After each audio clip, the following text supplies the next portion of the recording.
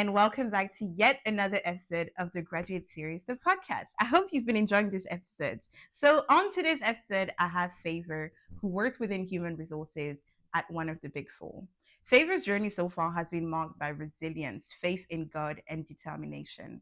Originally, she was born and raised in Nigeria. She then moved to the US to study and then to the UK. Despite numerous setbacks and challenges breaking into the job market, Favour was finally able to land herself a role within JPMorgan Chase Co, where she has been for the last 4 years. In today's video, Favour talks about the faith that kept her going. She also drops major keys as to how to navigate different countries, different career paths, also how to stand out as an applicant when doing your graduate scheme applications, as well as applying to roles. So you don't want to miss out on that, and don't say that I don't look out for you. But without further ado, grab your cuppa, get comfortable, and let's go. Hi, everyone, and welcome back to yet another episode of the Graduate Series. I am here today with Favour.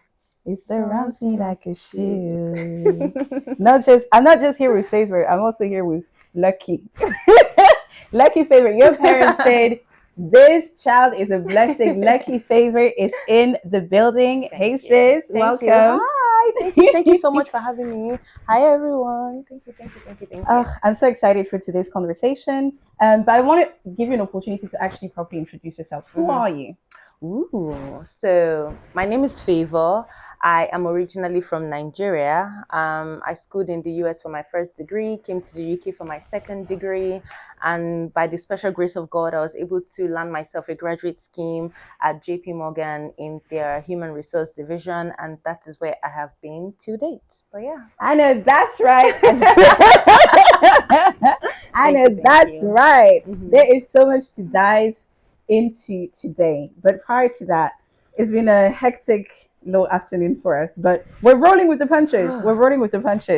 So my first question for you is, what is something that people would not know about you based on your LinkedIn profile? Oh my goodness.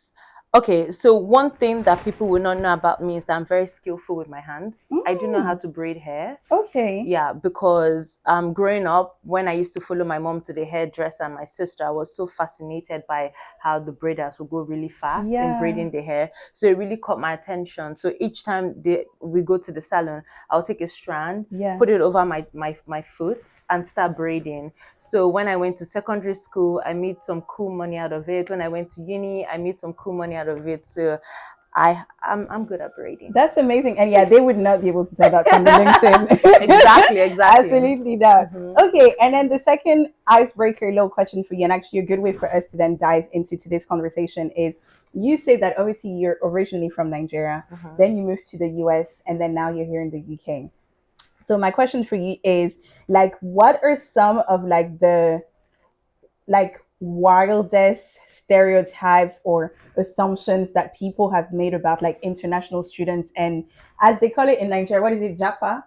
Yeah, exactly. And misconceptions around that. Yeah. Are you talking about from the local's perspective on international students, or as an international student, some of the wildest thing that you've heard? So, for example, some people are like, oh, you have money, send me money. They don't actually know the reality of life here and what it really costs. So what are some of the other wildest misconceptions that you've heard? I think from people back home, it would be that things are way easier here. And I agree to a certain level, but it's not the case. A lot of African parents and some of my friends that were back home, they always say, oh, you're in America, you're in UK, of course, everything is easy now, like job, this one, that one. And I was like, I don't think so. I think it's even way harder being an international student in a different country. Absolutely. And I know we'll dive deep into that, but I think that's one big stereotype that is all easy and roses, and it is not. Absolutely. You're so right. And even when it comes to nepotism and who back home, etc., that helps a great deal.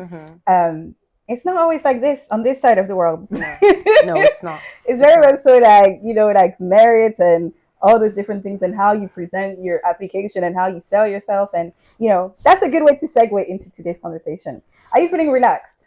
I am. Let's do it. Okay, let's get into it. So starting with, I really want to take it back to the start of your journey. So upbringing, and then deciding to move to the US. What did you study? And then after that, you came to the UK. Did you do another degree, or what did you? Yeah, what did you do? And also, why did you choose those subjects? Okay, so back in secondary school, I was really good in business related classes, like your financial accounting, your economics, all of it. And for my science classes, I was struggling to save my life. So that was a clear indication that okay, I wanted to study this in uni. So there were no confusion there. So that's why when I went to the US, I studied business management. And as expected, I didn't change my course at all. It was what I wanted to study because I was very interested in the art of making money.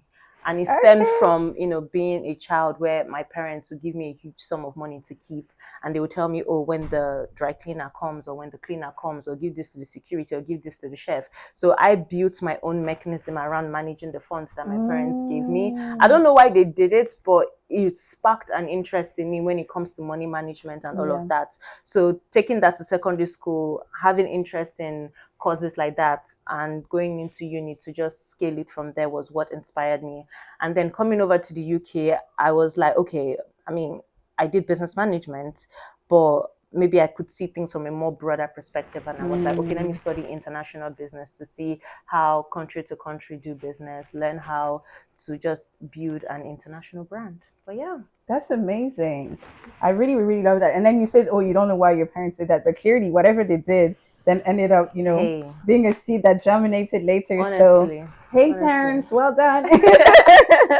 Okay. And then now, so, you and I previously spoke, and, you mentioned to me in the past how being in your final year at university and seeing friends secure internships and full time offers whilst you still felt somewhat uncertain and had some challenges really played a part into, like, you know, your season at that time. And so my question for you is, what did that season feel like emotionally? But also, what would be your advice for someone else who's watching, who may feel like they're comparing themselves to their peers, and because of different realities, barriers, challenges, they don't see the progress right now? What would be your advice for that person?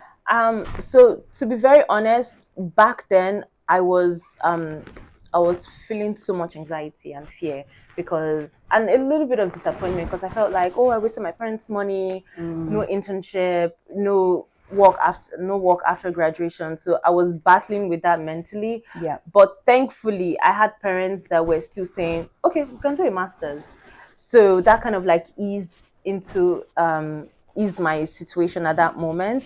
So my advice for someone in similar situation is just to understand that, like, as long as you can tell yourself that from your first year to your final year, you made an effort to get an internship and it didn't work out, then I can say you did your best and there's nothing you can do, but you can try again. And people typically try again, like what I did for going for a master's. Yeah. I have to take accountability though, because my mindset in uni when I was doing my bachelor's degree was not long term. Right. So I would have to take some thought in why I didn't land an internship or a full-time job. And I know we'll get into that later. But is what I would say is make sure that from the onset, or if you're trying to like prevent the situation I went through, make sure that from the onset, from your first year, you are looking for internships. You're taking advantage of your like career services at university so that you can grab an internship, especially in a country like the US, where it's a little bit different from the UK in terms of what you can do and what you can do. So yes. You know what? I love, love, love, love people who are self-aware and take accountability. And I really can resonate a lot with your story, even in terms of, like just feeling like people are moving ahead and you feel a little bit stuck. I really like your advice about, as long as you can tell yourself that you did your best, and that's all that matters, because you can only do your best. There's literally nothing more than that. And so if you know that and you have peace around that, that's really important. But also, I previously spoke to someone who basically talked to me about how do you describe it, like a slingshot. So the thing with a slingshot is you move it back, you move it back, you move it back, and then it propels you further, right? So then the person was saying, yes, maybe at the time you felt like people were moving ahead of you, but with a slingshot and with God, because one thing you and I always talk about is faith. With God, God will propel you and make you catch up or even overtake other people. And so the thing about comparison is there's no point in doing that, especially when you serve God. Just leave it to Him, and then at some point you'll make it. Exactly. But, yeah, and I think I also really resonated with the thing about different barriers and the US and the UK being different, because I know that in the UK one of the barriers was you have a student visa which only allows you to have certain hours, and so you can't exceed that, and so a lot of people will not offer you that placement or that internship because of those barriers. So yeah, but okay, so now looking back now, what do you think you misunderstood about internships, graduate schemes, and positioning yourself professionally? And then what would be your advice then for someone watching today? Okay, so taking my mindset back to how I was thinking back in the US, I didn't take it seriously. I thought it would be easier to grab, especially from an internship perspective. Like, I'm a student, I don't have any experience, so applying for jobs won't be that hard, is what I imagined in my head.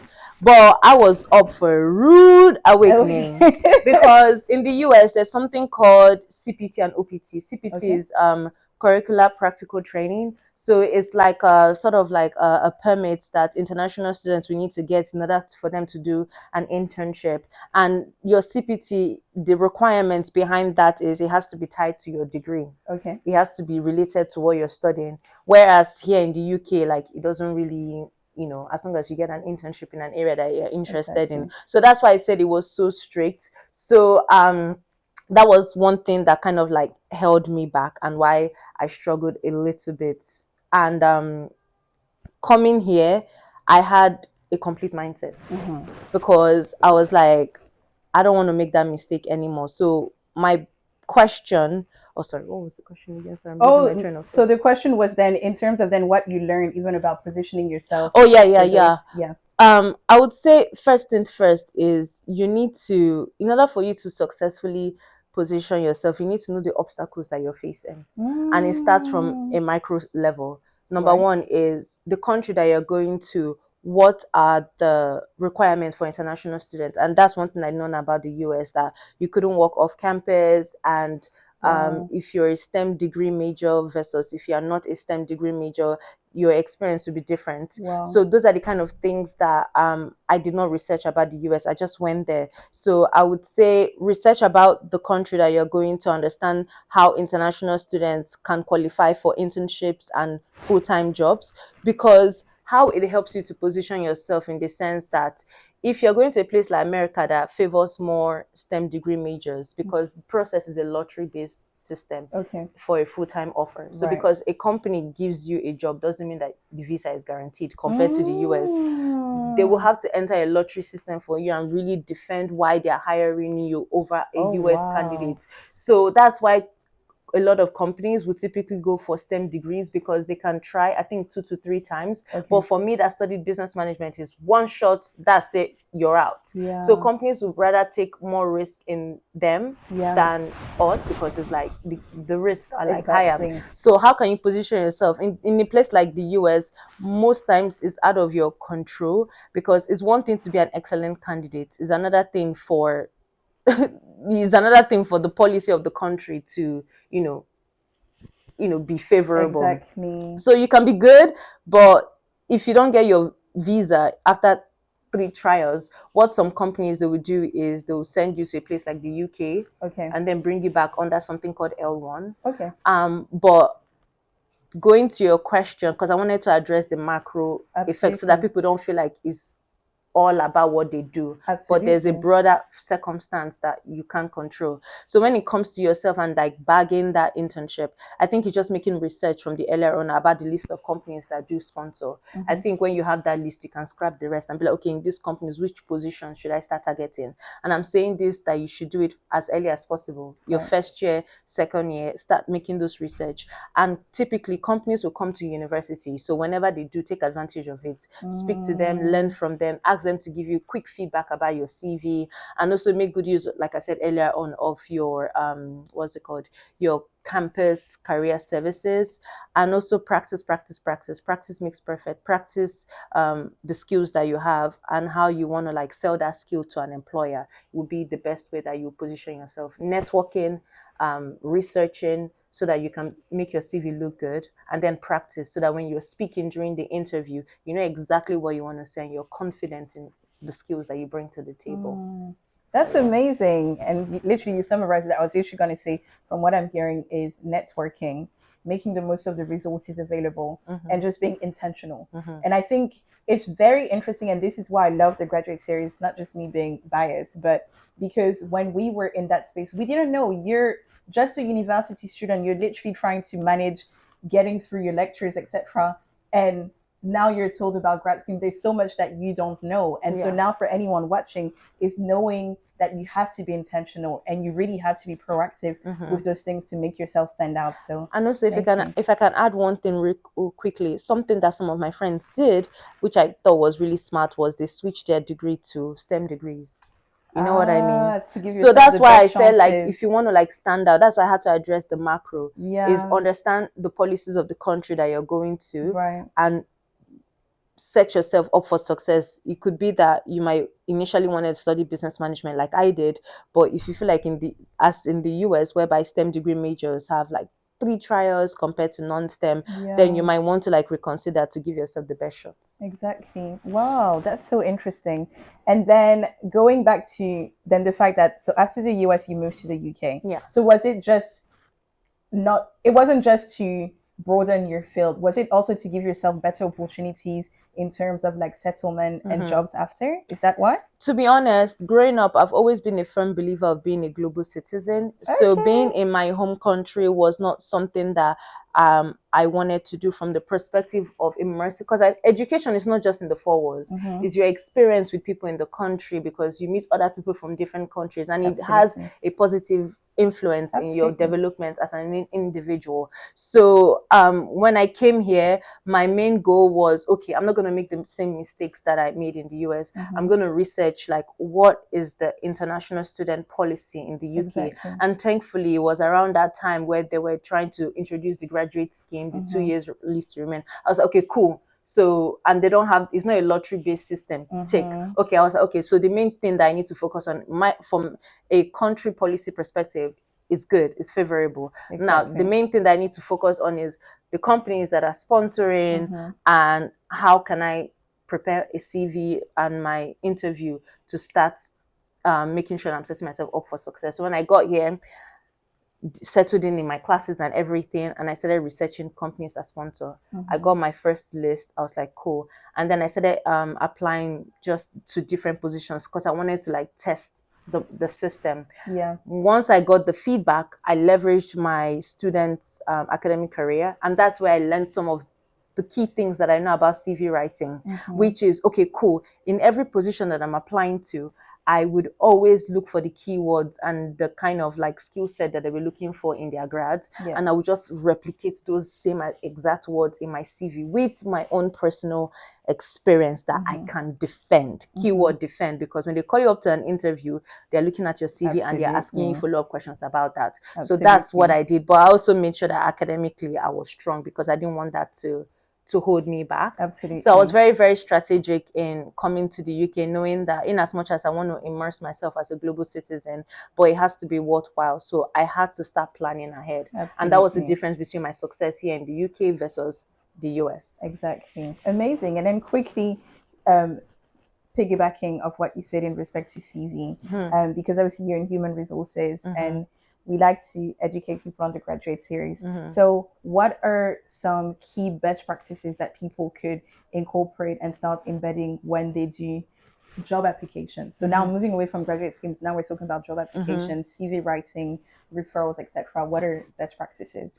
I think knowing that your CV is like a teaser to who you are as an individual. It's already in rooms where you are hoping to be in already, and being reviewed by people you're hoping to speak to. So I would say first things first is don't use a generic CV. Make sure that your CV is always tailored to the role that you're applying for. And how can you tailor it? First of all, go to the job description for the role that you're applying to. Look at, for grads, nobody is really expecting a wealth of experience from you because it's still entry level. Look at the skills and responsibilities of the role that you'll be applying to. Take note of the keywords and say, in this keyword, for example, teamwork, collaboration, effective communication, how have I exhibited that in my school project, in my internship, or like my part-time job, like university part-time jobs? How can I like express that I have those soft skills? Because entry level, we mostly look for soft skills. Okay. Your technicals and everything can be worked up in can be picked up in the job, and sometimes industry knowledge is also helpful. But for your soft skills, how can I explore and say I have done X, Y, and Z is one key way. And another thing is using the ATS CV scan. So if you just quickly Google ATS CV format, they'll show you the appropriate way whereby your CV needs to be structured in a way that is concise, the right font size to use, so that your CV goes through the tracking system. Now that you have completed your CV, the next thing is getting it seen. And I think that's where a lot of people fall through the cracks. For me, I didn't get a referral, so it was by the special grace of God, and God will always be part of my story. Absolutely. But for people that have the opportunity to have a friend that works in the company that you're going for, or you met someone at the networking, and one key way that I like to tell people to get a referral from somebody, a friend or a stranger, is when you reach out to them on LinkedIn, don't just say, oh, my name is this, I applied to a role. So you're not even being specific. Exactly. I applied to a role in this company. Can you give me a referral? That's a no-no. Or sometimes people just say hi. And I'm like, what's hi? You know what I mean? So what I typically tell people is go straight to the point and be like, say your name, say the exact role you applied to, give the job ID, give the job link, and then beneath put a bio in second person. Like, for example, Favour is a X, Y, and Z, da, da, da, da, da. So that someone that is like busy, that don't even know you, that just name just check what's on LinkedIn open, they can see that, okay, this is the role you're applying for. Here's the link to the role, so that internally I can just quickly search it up. And then you've given me your bio, so I don't need to start thinking of what to tell the recruiter or forming something from your CV to make up a bio to tell the recruiter why I feel like this person is a good fit. You've done the job for me. All I have to do is copy and paste. So even though I don't really know you, you come across as someone that's serious, you come across as someone that's organized, I can give you a shot. Because something that people don't understand is, if I'm referring you, I'm putting my reputation on the line. And if I keep referring people that are not serious or are not in alignment to the role that they are looking for, recruiters will not really take me seriously next time. So that's why people are really picky, not because they don't want to refer, but you're not making it easier for them to refer you. So if you do it this way and then attach your CV so that they can quickly glance through your CV and then look at your bio and then send it to the recruiter. But sometimes people will say, oh, can you help me review my CV? But they have to understand that people don't have time to review their CVs. That's why they have to do their homework in making sure that your profile matches the profile that they're looking for in the job description. Is one big thing that I see in those that get a referral and those that don't. That's amazing. So basically give yourself the best opportunities by you being thorough with what it is that you're doing, how you're presenting yourself, leveraging your skills, and even approaching the person, so that you distinguish yourself as a serious candidate, and you make their lives easier. Exactly. I love that. And then very quickly, obviously you give the advice for people who are grads, etc. But what about if it's someone who is transferring to another role and they're a fairly like established professional? Would the same advice still apply? Absolutely. I think people need to understand that it's not about what you know, it's about who you know sometimes. And all of us don't have that opportunity to like have people work in different companies, but that's where LinkedIn comes and networking events. So how you speak to them, how you can translate what I just said into like a verbal conversation will be helpful. Because for me personally, when I go for networking events, I know I'm going to meet people that are going to ask for help. So it's not like I don't have that mentality that, oh, this person is just speaking to me because they need help. I know that people need help, and I'm in a position to help. So of course I'm going to help. But what differentiates the person that I end up helping is your professionalism and how you approach me. A a lot of people will say, oh, can we jump on a quick call? Can you review my CV? Like I said, it's like, I don't have time for this. Exactly. Because you have to understand that people work. Exactly. But if you can make life easy for me where I can just drag and drop, I don't need to like look through your CV or think twice if you qualify for a role. Like just a quick glance and then look at your bio. I can reach out to the recruiter and be like, hey, I think this is the person that you're looking for confidently. Yeah. So if I cannot confidently make that decision with the information you've given me in less than a minute, then yeah.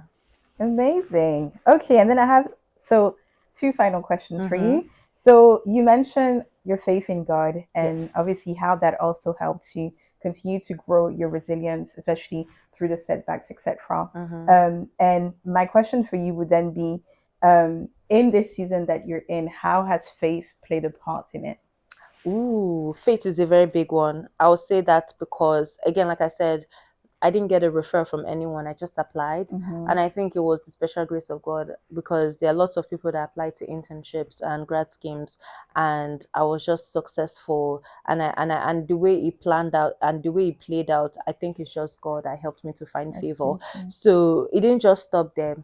I still carried my faith into the workplace. I put God first. I asked him, like, should I go for this opportunity? Should I not? And he helps me. And funny enough, even before I got promoted, I had a dream about it. That just proves to show that God is so ready to be involved in our lives and to guide us and protect us. So when it happened, I was not surprised because I already had the dream about it, how my manager was going to see it and everything. And even navigating my career progression in the office, I had a dream of the next team I was going to be a part of. Even before my manager told me, oh, this is the next thing that's coming up, I already knew. So that's the beauty about taking God in this journey. And that's what I always tell people, from looking for jobs to being in the job and growing in the job, is never take God out of the equation, because he's the one that is going to like set you apart. It's not about how hard you work. And that's the beauty about God. It's not about how hard you work. As long as you put in some effort and you leave it in his hands, he takes it up from there. And that's one big mistake I didn't do in the US. I was so leaning on your own I was leaning on my strength own strength, and I never involved God. But when I came to the UK and I started praying to God, because I was going through so much anxiety being in the UK, because I came in 2020. So I was just struggling, and I was like, this is it. Like, you know what I mean? So that's like my core difference is, if you're not yet a person of faith, I encourage you to, because it's God doesn't just want to be involved in your life in like serious matters. Like your everyday life, God wants to be involved. And I'm a living manifestation that with God, I will prosper in everything that I do. But yeah, that's about it. I love that. And there's actually a scripture that says he delights in every detail of our lives. So you're absolutely right. Partnering with him, bringing him in. And I love your testimony. It's so much fun. And then, so final question. So for someone listening right now, especially who feels behind in life or in their career, what would you want them to know that maybe you needed to hear at the time? Because obviously you've touched upon a lot of like the advice into how to, market yourself, etc. But what else would you want them to know, even if it's a practical advice that you wish someone had said to you at that time? At the time of struggling? I would say never have a victim mentality. Life is not fair.